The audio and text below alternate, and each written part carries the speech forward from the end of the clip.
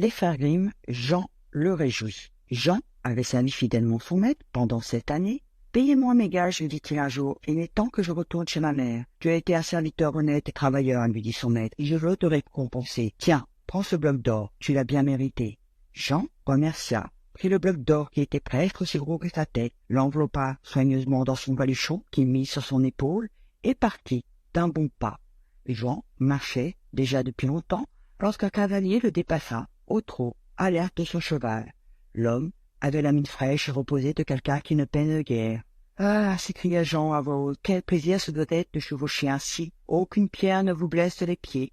On économise ses souliers et on avance sans effort, comme dans un fauteuil. »« Et pourquoi donc vas-tu à pied alors ?» lui demanda le cavalier, en arrêtant sa monture. « Ma foi, c'est que je ne peux pas faire autrement, dit Jean. Je rentre chez moi, car j'ai fini mon temps chez mon maître, et je rapporte un paquet si lourd que je ne puis lever la tête, et qu'il me donne des courbatures dans les épaules.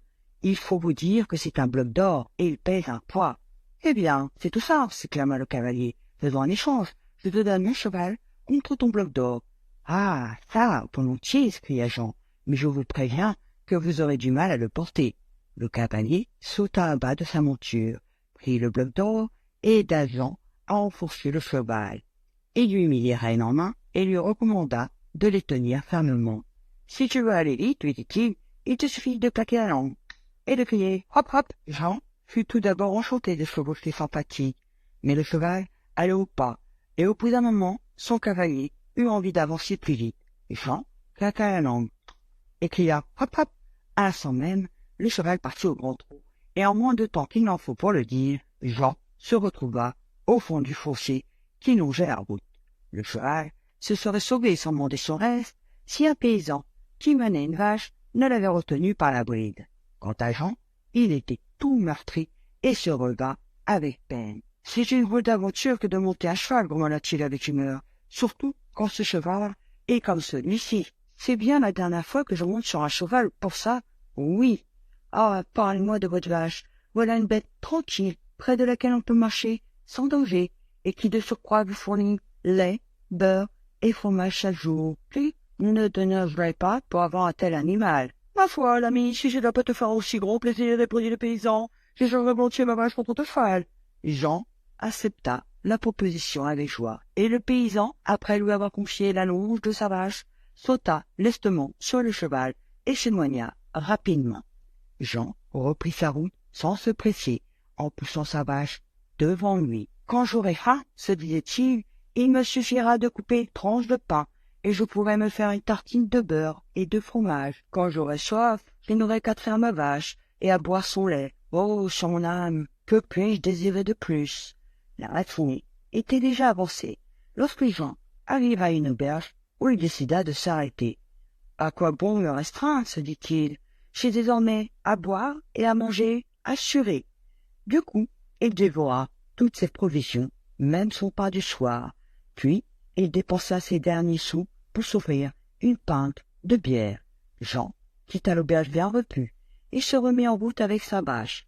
Le village de sa mère était encore à une bonne distance. La chaleur devenait sans cesse plus accablante et le chemin que suivait Jean traversait une longue désert sans un coin d'ombre. On approchait de midi et il y avait certainement pour une bonne heure de marche avant d'atteindre les premiers arbres que Jean voyait au loin. Le pauvre garçon avait si chaud et tellement soif que la langue lui collait au palais. « C'est le moment de traire la vache, dit-il. Je vais enfin pouvoir me rafraîchir. » Jean attacha la vache à un buisson, et comme il n'avait pas de seau, il mit sa casquette de cuir sous le pied. Il commença alors à tirer sur les tétines, mais il eut beau s'évertuer, il n'obtint pas la moindre goutte de lait. Il s'y prenait maladroitement, et la vache, agacée, lui décocha sur la tête un tel coup de pied que Jean s'en alla rouler à 10 pas de là et demeura quelques instants étourdi. Sur ces entrefaites arriva un charcutier qui transportait un porcelet dans une brouette. « Quelle affaire !» s'écria-t-il en aidant Jean à se relever. Jean lui raconta sa mésaventure.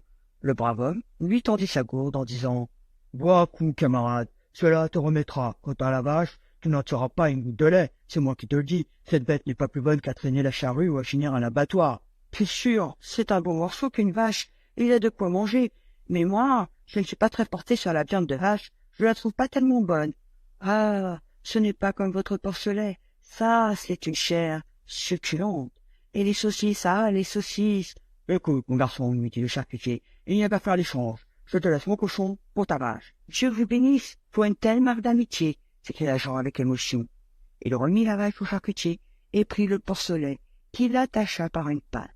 Puis, il partit avec le petit Goré, tout en méditant sur la façon dont le hasard le favorisait. Tout allait toujours selon ses désirs, s'émerveillait-il.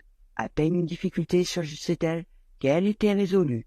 Il avançait dans ses heureuses dispositions d'esprit lorsqu'il fut rattrapé par un gamin qui portait une superbe oie blanche dans les bras. Ils se souhaitèrent le bonjour et Jean commença à raconter à son compagnon toutes ses bonnes fortunes. Il ne lui cacha pas combien il était fier de s'en être ainsi tiré chaque fois à son avantage. Le jeune garçon lui dit qu'il se rendait dans un village voisin où l'on célébrait un baptême et que cette oie qu'il portait était destinée au repas de fête. « Ce pèse-là un peu, dit-il à Jean en tenant l'oiseau par les ailes. On l'a gardé pendant 8 semaines. Ah, celui qui mordra dans le rôti se barbouillera les joues de graisse jusqu'aux oreilles. En effet, constata Jean, elle pèse un bon poids, mais mon cochon n'est pas mal non plus.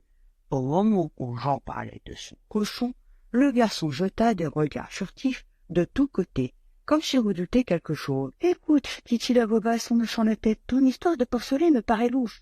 Dans le village que j'ai fier de traverser, on en avait ce matin volé en tout semblant par la porcherie du maire. Je crois bien que ce soit celui-là qu'on t'a donné. Les gendarmes recherchent le voleur, et s'ils t'attrapent, tu passeras un mauvais quart d'heure. Il faudrait que tu le caches quelque part. » Ce pauvre naïf de Jean fut tout effrayé. « Ciel, que vais-je faire? Ne pourrais-tu m'aider dans mon malheur? Tu connais mieux le pays que moi. Prends donc mon cochon, et donne-moi ton oie. »« Ce n'est pas ce risque pour moi que j'accepte, » dit le garçon. « Mais il ne sera pas dit que je t'aurais laissé dans un tel embarras. » Il prit alors la cordelette qui liait la patte du cochon et entraîna l'animal dans un chemin de traverse. Jean, de son côté, l'oie dans les bras, se remit en route complètement rassuré.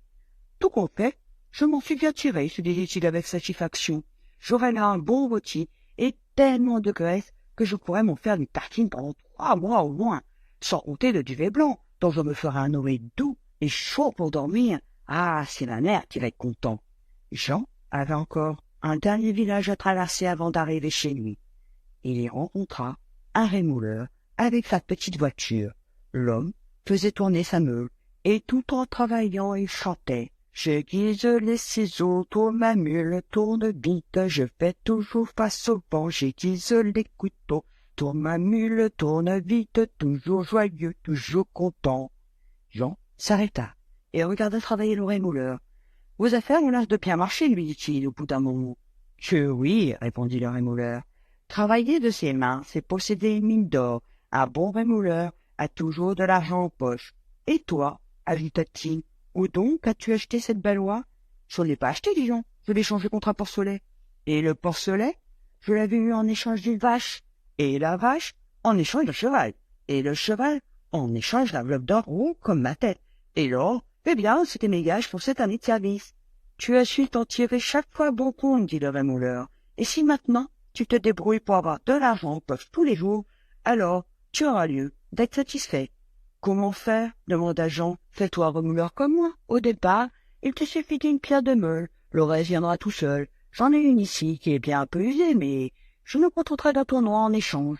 La veux-tu? »« Pour sûr, s'éclama Jean. Que pourrais-je souhaiter d'autre? Je serai ainsi bientôt l'homme le plus heureux de la terre, puisque aussi souvent que je mettrai la main à la poche, j'y trouverai des pièces sonnantes.